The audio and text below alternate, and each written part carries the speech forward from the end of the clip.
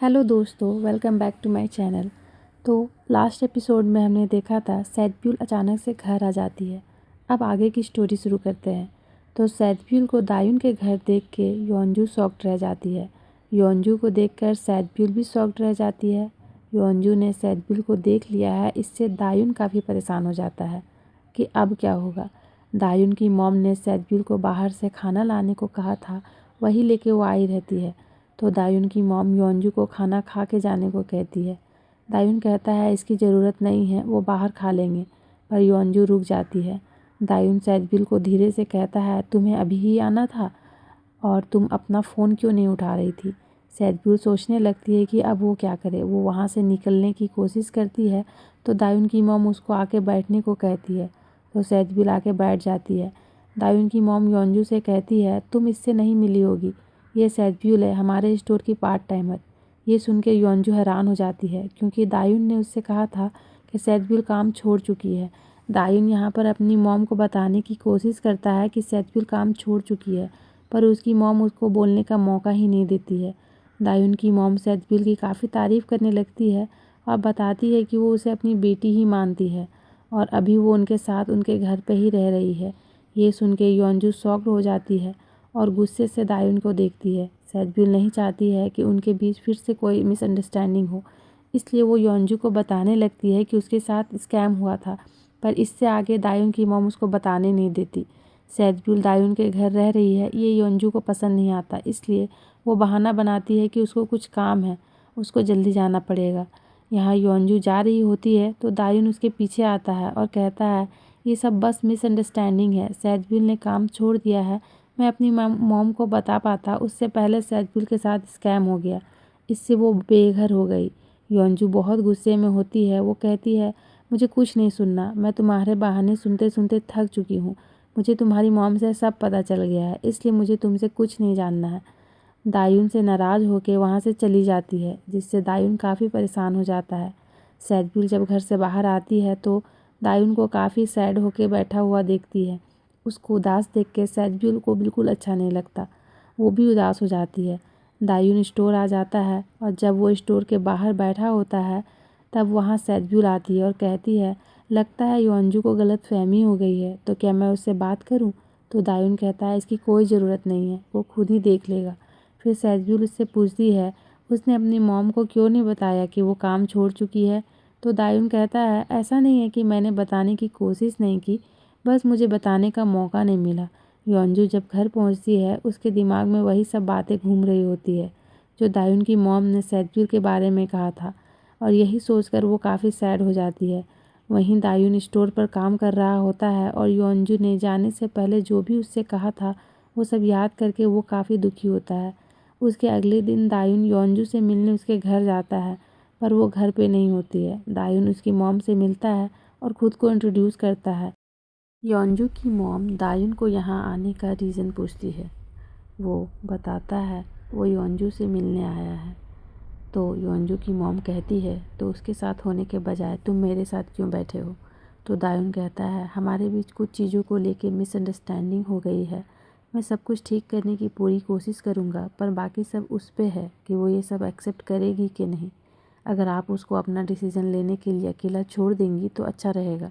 दायुन ये सब इसलिए बोलता है क्योंकि उसको लगता है कि योंजू की मॉम उसको कोई भी डिसीज़न खुद से नहीं लेने देती, क्योंकि वो दायुन को पसंद नहीं करती है।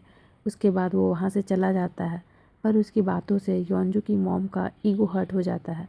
उसके बाद हम दायुन की मॉम को देखते हैं जो कि इंश्योरेंस कंपनी में काम करती है। उनको एक क्लाइंट का कॉल आता है तो वो उससे मिलने जाती है। वो क्लाइंट योंजू की मॉम होती है, पर ये बात दायुन की मॉम को नहीं पता होता है, लेकिन योंजू की मॉम जानती है कि ये दायुन की मॉम है। योंजू की मॉम बोलती है कि मैं अपनी बेटी को लेकर बहुत परेशान हूँ, इसलिए उसके लिए इंश्योरेंस करवाना चाहती हूँ। वो उनको बताती है कि वो एक मामूली से स्टोर चलाने वाले को डेट कर रही है, इसी वजह से मुझे उसकी चिंता लगी रहती है।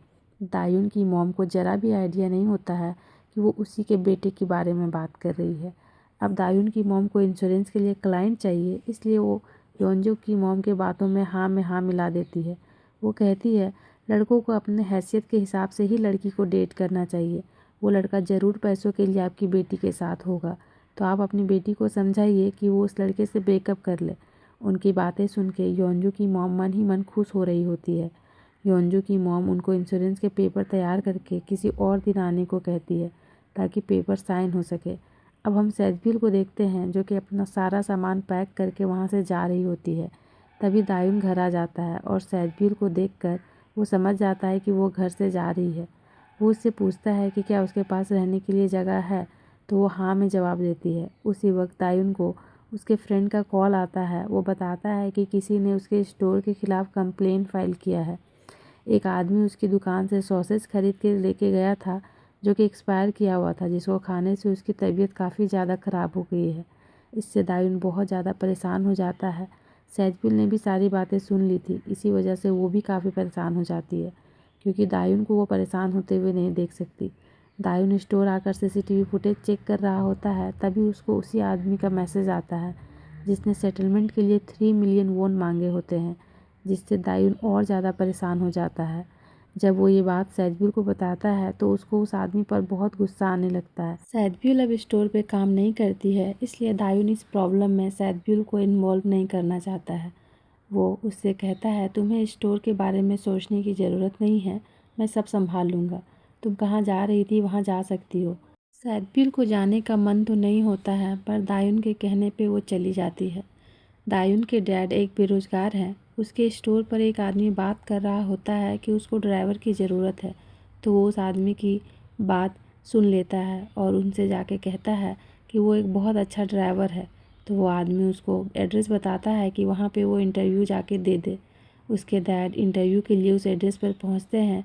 तब हमें पता चलता है कि वो घर योंजू का है, पर ये बात दायुन के डैड को नहीं पता होता है क्योंकि वो ना कभी योंजू से मिला होता है और ना कभी उसकी फैमिली से।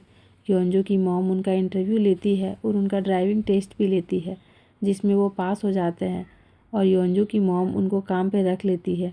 यहाँ योंजू की मॉम ये सब जानबूझकर कर रही होती है ताकि योंजू को दायुन और उसकी फैमिली की औकात दिखा सके। वहीं सैजब्यूल अपनी फ्रेंड युनसू के घर आ जाती है। उसके अगले दिन सैजब्यूल दायुन को देखने स्टोर पर आती है तो दायुन अपने दोस्त से बात कर रहा होता है, जिनकी बातें सैजब्यूल चुपके से सुन लेती है। वो उससे कह रहा होता है कि उसने अभी तक कोई सॉल्यूशन नहीं ढूंढा है। वो परेशान है, ये जान के सैजब्यूल को अच्छा नहीं लगता है। इधर सैजब्यूल ने जियू को सियोबिन के बारे में पता करने को कहा होता है, तो सब कुछ पता करके वो सैजब्यूल को कॉल करता है और उसको बताता है कि सियोबिन को एक बहुत अच्छी कंपनी ने हायर किया है। वो बहुत ज़्यादा मेहनत कर रही है और जल्दी ही अपना डेब्यू करने वाली है, पर सियोबिन अभी कहाँ रह रही है ये बात वो उसको नहीं बताता है। उसके बाद सैजब्यूल दालसिक के साथ उस आदमी से मिलने हॉस्पिटल आती है जिसने स्टोर के खिलाफ कंप्लेन किया था। सैजब्यूल दालसिक को एक गुंडा बना के लाई होती है। दालसिक उस आदमी को डराता धमकाता है और उसको 1 मिलियन वोन में सेटलमेंट करने को मना लेता है। फिर सैजब्यूल दायुन से मिलने स्टोर आती है और कहती है मैं उस आदमी से मिलने हॉस्पिटल गई थी, वो 1 मिलियन वोन में सेटलमेंट के लिए मान गया। पर दायुन इस बात से खुश नहीं होता है और कहता है कि वो आदमी झूठ बोल रहा है, उसने कोई एक्सपायर्ड फूड नहीं खाया है। अगर पैसे देके मैंने सेटलमेंट कर लिया तो वो फिर दूसरे स्टोर पे जाके यही काम करेगा, तो इसलिए वो पूरे लीगल तरीके से इस प्रॉब्लम को सॉल्व करेगा। सैजब्यूल ने इतनी मेहनत की थी, उसका कोई फ़ायदा नहीं हुआ। दायुन ने उसे ये तक नहीं कहा कि उसने अच्छी कोशिश की। इस वजह से वो दायुन से गुस्सा होकर चली जाती है। रात को स्टोर पर जियूक सैजब्यूल से मिलने आता है तो उसको दायुन से पता चलता है कि उसने यहाँ का काम छोड़ दिया है। जियूक सैजब्यूल के घर का एड्रेस पूछता है तो दायुन उसको बताता है कि उसके साथ स्कैम हुआ था, इसकी वजह से वो बेघर हो गई है। जिस पे जियूक पूछता है कि अभी वो कहाँ पे रह रही है, पर दायुन नहीं जानता है। इस वजह से जियूक दायुन पे गुस्सा करता है क्योंकि जियूक को पता है कि सैजब्यूल दायुन को पसंद करती है और उसकी बहुत केयर करती है, पर दायुन को उसकी ज़रा भी फिक्र नहीं है। लेकिन जियूक पता कर लेता है कि सैजब्यूल कहाँ पे है। फिर वो सैजब्यूल को लेके अपने घर आ जाता है तो एक रिपोर्टर उनका फ़ोटो खींच लेती है। सैजब्यूल को भूख लगी होती है तो जियूक उसके लिए खाना बनाता है। फिर दोनों साथ में खाते हैं। जियूक सैजब्यूल को सियोबिन का प्रैक्टिस वीडियो दिखाता है, जिसको देख के वो बहुत खुश हो जाती है। अगले दिन दायुन के डैड काम पे आते हैं तो योंजू ऑफिस जा रही होती है, तो वो उसको ऑफिस छोड़ने जाते हैं। इधर दायुन सैजब्यूल को मैसेज करके स्टोर पर आने को कहता है। जब वो स्टोर पहुंचती है तो देखती है दायुन ने डिस्ट्रिक्ट हाइजीन ऑफिस से लोगों को स्टोर के इंस्पेक्शन के लिए बुलाया होता है। वो सैजब्यूल को बताता है कि वो हर काम ऑनेस्टी से करता है, इसलिए ना तुम मेरे लिए किसी को सॉरी बोलो और ना किसी को डराओ धमकाओ। अगर स्टोर पर सब कुछ ठीक रहा तो उस आदमी को एविडेंस शो करना पड़ेगा कि दायून के स्टोर का एक्सपायर फूड खा के वो हॉस्पिटलाइज्ड हुआ है, जिसके लिए उसको जितना फ़ाइन बनेगा वो पे करेगा। तो सैदब्यूल कहती है, आपने ये सब बताने के लिए मुझे स्टोर बुलाया, और वो गुस्सा होकर वहाँ से चली जाती है। भी दायून को योंजू का मैसेज आता है। वो उससे कहती है, क्या हम मिल सकते हैं? फिर शाम को दायून योंजू से मिलने आता है। वो योंजू से कहता है, सैदब्यूल काम छोड़ चुकी है, ये बात मुझे अपनी मॉम को बताने का मौका ही नहीं मिला। उसके साथ स्कैम होने की वजह से मॉम उसको घर ले आई थी क्योंकि वो बेघर हो गई थी। पर तभी योंजू कहती है, ये लास्ट टाइम है जब मैं तुम्हारे साथ खाना खा रही हूँ। तुम्हें किसी ऐसी लड़की को ढूंढ लेना चाहिए जो कि तुम्हें सूट करे, क्योंकि मुझे नहीं लगता कि वो लड़की मैं हूँ। और वो दायून से ब्रेकअप कर लेती है। तो दोस्तों, एपिसोड 9 यहीं ख़त्म होता है। अगर आपको एक्सप्लेनेशन पसंद आई हो तो लाइक और सब्सक्राइब ज़रूर करें।